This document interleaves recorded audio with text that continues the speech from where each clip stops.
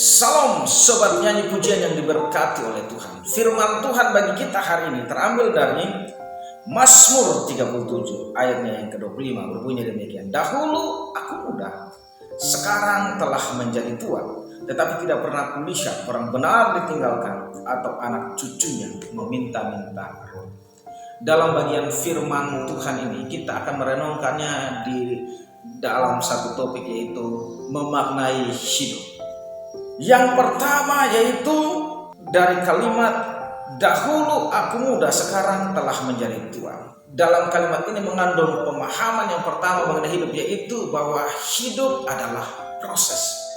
Jadi mari kita melalui hidup ini dengan setiap proses-proses yang Tuhan sudah percayakan bagi hidup kita. Kita mulai dari anak-anak, mulai bertambah besar, menjadi dewasa, dan akhirnya menjadi tua. Itu adalah proses. Kita yang pernah sekolah, kita juga akan lewati proses dalam hidup kita. Kita mulai dari TK, SD, SMP, SMA, sampai kepada tingkat perkuliahan. Itu adalah proses-proses dalam hidup kita. Nah, demikian juga hidup kita secara rohani. Maka kita juga harus merelakan hidup kita ada dalam proses-proses Tuhan, di mana terkadang Tuhan mengizinkan situasi dan kondisi terjadi dalam hidup kita, mulai dari situasi sedih, situasi senang, situasi susah, situasi yang menggembirakan, situasi apapun itu. Ketika kita ada dalam persoalan atau ketika kita tanpa persoalan, semua itu adalah proses-proses untuk mendewasakan kehidupan iman kita. Karena itu kita harus melewati setiap proses-proses hidup kita ini di dalam ucapan syukur. Ada banyak orang saat ini mau hidupnya serba instan, seperti masakan-masakan atau makanan-makanan sekarang ini serba instan. Tetapi yang perlu kita perhatikan bahwa ketika kita melalui hidup kita dengan proses yang ada, maka hidup kita akan semakin berkualitas. Demikian juga kehidupan kita secara rohani. Kalau kita mau melewati setiap proses-proses kehidupan rohani kita dengan baik, dengan tulus, maka kualitas hidup kita secara rohani akan semakin meningkat. Yang kedua, ada kalimat dalam firman Tuhan yang mengatakan begini, tidak pernah kulihat. Dalam kalimat ini saya menyimpulkan yang kedua, bahwa hidup ini adalah harus dievaluasi. Setelah kita memahami bahwa hidup ini adalah proses, maka setelah kita melewati fase-fase atau proses-proses itu, maka kehidupan kita harus dievaluasi. Dalam berusaha, evaluasi itu penting supaya kita melihat sejauh mana usaha kita berjalan. Apakah usaha kita untung, apakah usaha kita rugi, kan seperti itu. Evaluasi ini menentukan langkah kita selanjutnya, sehingga langkah kita selanjutnya lebih baik. Nah, demikian juga dalam kehidupan kita secara rohani, maka kita harus mengevaluasi hidup kita, mengevaluasi diri kita secara rohani. Apakah hidup kita saat ini kedapatan sudah lebih dekat dengan Tuhan atau tidak? Contohnya dalam kehidupan doa kita hari ini. Mari kita evaluasi sejauh ini sampai detik ini, apakah kehidupan doa kita atau mesbah doa kita itu begitu kuat atau malah mundur. Evaluasi itu. Jika kita kedapatan kita kurang berdoa, mari kita meningkatkan doa kita. Tapi jika kita kedapatan bahwa kita begitu giat dalam berdoa, kita pertahankan itu dan kita terus tingkatkan. Atau jika hari ini kita mencoba mengevaluasi bagaimana kecintaan kita terhadap firman Tuhan. Sudah berapa banyak firman Tuhan yang kita baca hari ini?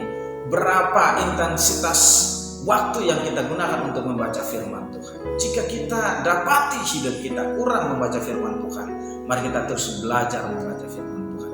Dan jika kita dapati dalam hidup kita betul-betul menyediakan waktu kita untuk membaca firman Tuhan, mari kita tingkatkan itu dan kita pertahankan. Atau mungkin dalam kehidupan ibadah kita evaluasi hidup kita, apakah motivasi kita dalam ibadah sudah murni di hadapan Tuhan, atau masih banyak motivasi yang lain yang terkadang itu tidak sesuai dengan kehendak Tuhan. Kita yang tahu diri kita yang tahu hidup kita. Mari kita evaluasi hidup kita sedemikian rupa, sehingga betul-betul kita tahu kualitas iman kita di hadapan Tuhan, kualitas ibadah kita di hadapan Tuhan. Dan jika kita dapati hari ini, kita kurang memfokuskan hidup kita kepada Tuhan.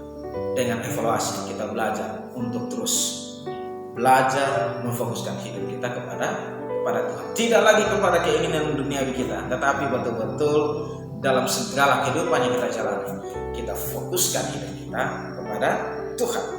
Dan yang ketiga, yang terakhir, dikatakan dengan jelas, orang benar tidak pernah ditinggalkan dan anak cucunya tidak pernah meminta-minta roti. Dalam bagian yang ketiga mengandung pengertian bahwa kehidupan orang benar itu ada dalam perjanjian Tuhan. Hidup kita ada dalam janji Tuhan. Jadi kita tidak perlu ragu lagi dengan apa yang terjadi dalam hidup kita, karena kita ada dalam janji Tuhan. Sekalipun mungkin hidup kita susah, sekalipun kita ada dalam persoalan yang besar, sekalipun mungkin kita mengalami masalah yang terus beruntun dalam hidup kita, mari kita belajar untuk mengandalkan Tuhan dalam persoalan kita, mengandalkan Tuhan dalam masalah kita. Karena ketika kita betul-betul mengandalkan Tuhan, maka hidup kita akan ada dalam janji Tuhan. Dan janji Tuhan itu sangat luar biasa.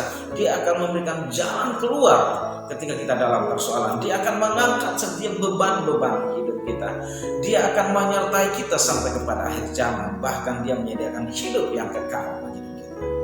Karena itu, sobat nyanyi pujian yang diberkati oleh Tuhan, mari kita memaknai hidup ini dengan menghargai setiap proses-proses hidup kita dengan pengucapan syukur. Mari kita terus mengevaluasi hidup kita, sejauh mana kedekatan kita dengan Tuhan, dan biarlah kualitas hidup rohani kita semakin baik untuk lebih dekat dengan Tuhan, dan kita meyakini bahwa hidup kita ada dalam janji Tuhan, sehingga kita menjadi orang-orang yang tetap bersukacita karena hidup kita ada dalam tangan Tuhan.